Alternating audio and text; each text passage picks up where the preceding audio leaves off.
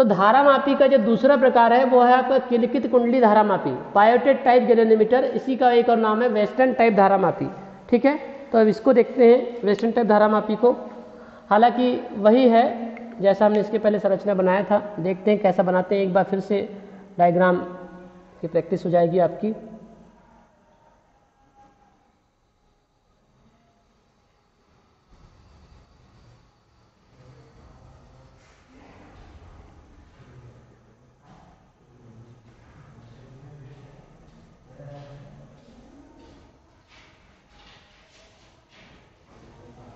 इस तरह से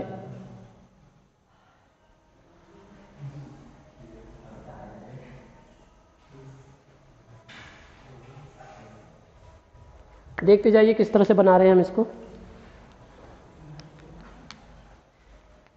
यहाँ N और यहाँ S,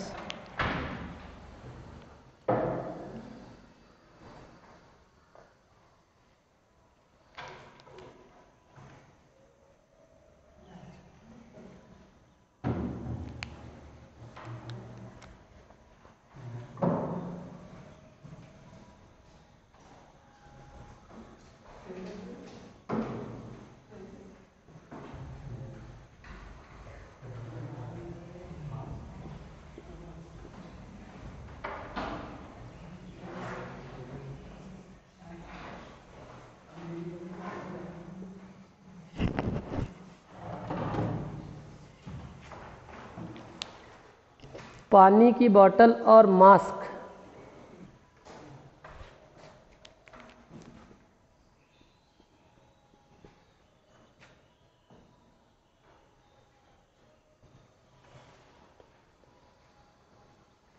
यहाँ तक तो लगभग इसके पहले जो हमने चित्र बनाया था बिल्कुल इसी तरह से था, है ना, इसमें कोई ज़्यादा डाउट नहीं है। अब यहाँ से थोड़ी सी कहानी हमारी अलग होती है। तो यहाँ पर चूंकि किलकित कुंडली धारामापी की परिभाषा ही होती है कि वह धारामापी जिसमें धारामापी की कुंडली को दो कीलकों के मध्य रखकर या दो कीलकों के मध्य रखकर चुंबक के ध्रुवखंडों के मध्य संतुलित किया जाता है, तो यह धारामापी क्या कहलाता है? आपका किलकित कुंडली धारामापी कहलाता है।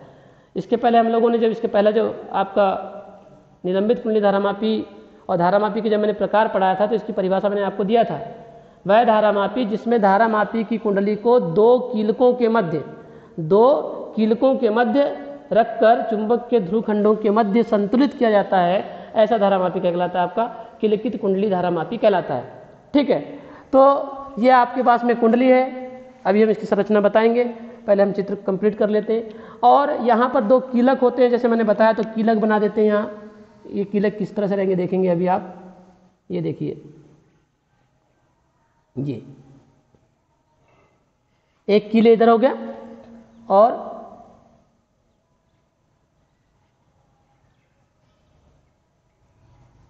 ये कीलक हो गया। ऐसे दो कीलक होते हैं। कीलक P1 और P2 नाम देंगे इसको, P1 और P2। P मतलब पायोट होता है, इसलिए P1 P2 नाम दिए। और दो स्प्रिंग इनके ऊपर ऐसे विपरीत क्रम में लपेटे होते हैं। ठीक है, ये देखिए, एक स्प्रिंग इधर, दूसरा इधर। ठीक है, ऐसे दो स्प्रिंग क्या कर दिया आपने? विपरीत क्रम में लपेट दिया। दोनों स्प्रिंग का संबंध क्या कर दिया आपने? आधार में लगे दो संयोजी पेच T1 और T2 से कर दिया। ये इस तरह से व्यवस्था। एक और चीज यहां पर ये होती है कि यहां एक संकेतक होता है, इस कुंडली से जुड़ा हुआ एक संकेतक होता है,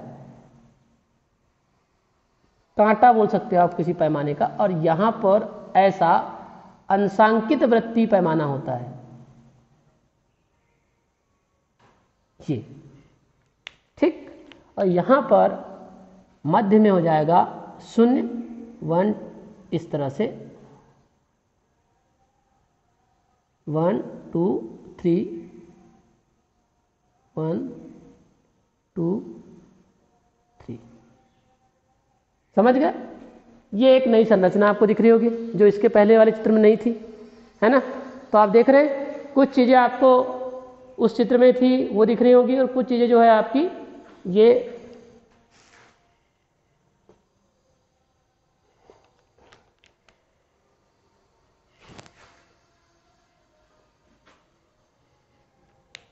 नामकरण कर देते हैं, क्या क्या है देख लेते हैं पहले। ये क्या चीज़ है, क्या है ये, बोलो। एल्यूमिनियम का आयताकार फ्रेम है। कुंडली तो है, ये तो कुंडली है ही, है ना। कुंडली लिख देते हैं पहले, चलो कुंडली। फिर एल्यूमिनियम का क्या है ये, फ्रेम। ये क्या है, नर्म लोहे का क्रोड। ये कहलाता है अंशांकित वृत्तीय पैमाना। अंशांकित वृत्तीय पैमाना आपको दिख ही रहा है, ये कीलक है और ये स्प्रिंग है S1 और S2, ठीक, जो कि विपरीत क्रम में लगे हुए हैं। संरचना जी बोलना है तो चित्रानुसार किलिकित कुंडली धारामापी की संरचना प्रदर्शित है। परिभाषा हमने पहले बोल दिया है। परिभाषा क्या है, वह धारामापी जिसमें धारामापी की कुंडली को दो कीलकों, दिख रहे हैं दो कीलक, एक कील ऊपर की ओर दूसरा कील नीचे की ओर, दो कीलकों P1 व P2 की सहायता से चुंबक के ध्रुवखंडों के मध्य संतुलित किया जाता है। ऐसा धारामापी कहलाता है किलिकित कुंडली धारामापी, या इसी का एक और नाम क्या है, वेस्टर्न टाइप धारामापी, ठीक। अब संरचना की यदि हम बात कर ले, पहला जो भाग है इसका नामांकित चित्र हो जाएगा, नामांकित चित्र। तो नामांकित चित्र में ये नामांकित चित्र हो गया। दूसरा इसका संरचना,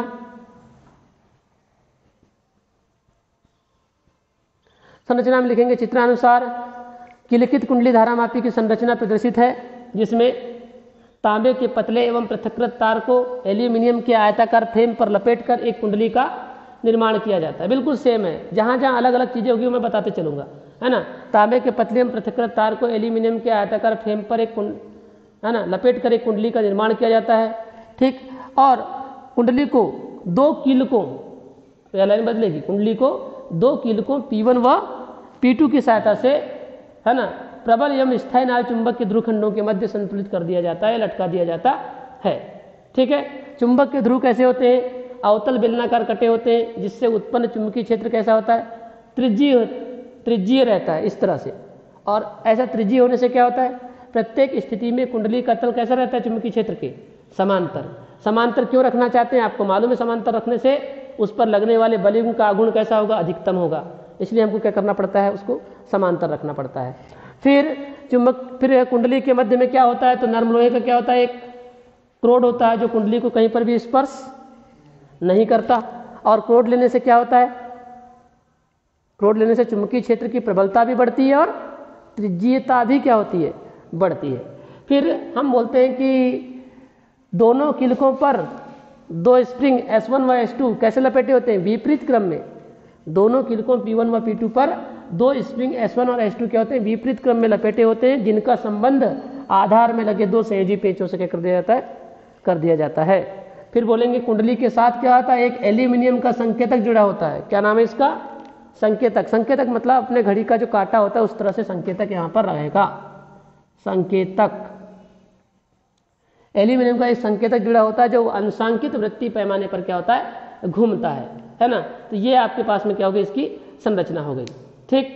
तो आप देख सकते हैं किलिकित कुंडली धारामापी, एक बार फिर से बोल रहा हूँ, चित्रानुसार किलिकित कुंडली धारामापी की संरचना प्रदर्शित है, जिसमें तांबे के पतले एवं पृथक्कृत तार को एल्यूमिनियम के आयताकार फ्रेम पर लपेटकर एक कुंडली का निर्माण किया जाता है।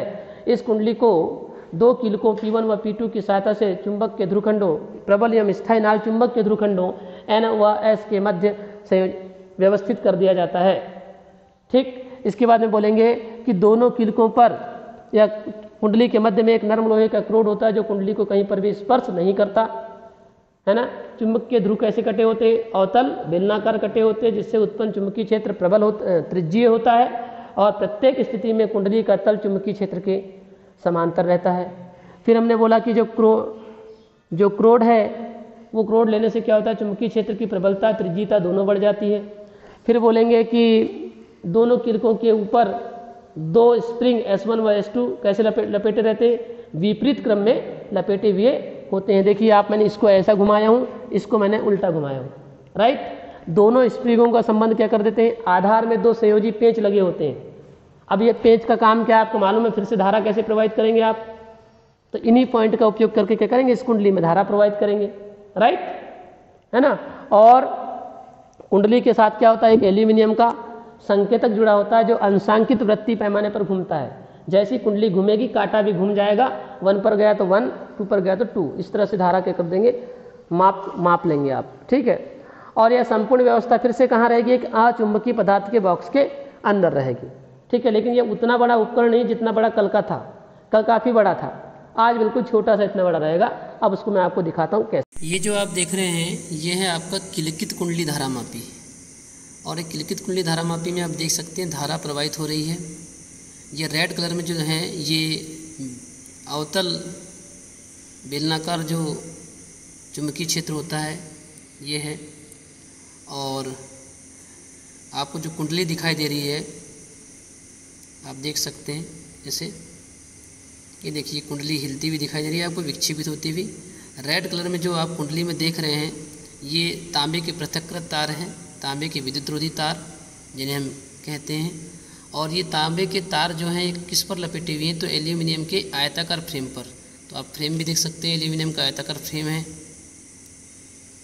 इस तरह से, देखिए आप। और नीचे में देखिए स्प्रिंग दिखाई दे रहा है आपको नीचे, ये जो सामने का भाग दिखता है जिस तरह से गैल्वेनोमीटर लिखा हुआ है इस पर, आप देखिए नीचे स्प्रिंग है, ऊपर भी मैं अभी आपको एक स्प्रिंग दिखाऊंगा।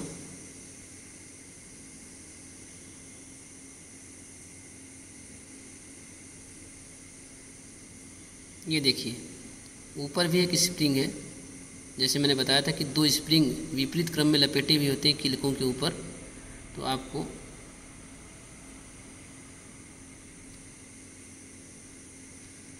ये देखिए आप स्प्रिंग दिखाई दे रहा है स्प्रिंग, ये देखिए स्प्रिंग बिल्कुल पतला स्प्रिंग होता है, और स्प्रिंग किसके ऊपर लपेटे हैं, किलकों के ऊपर।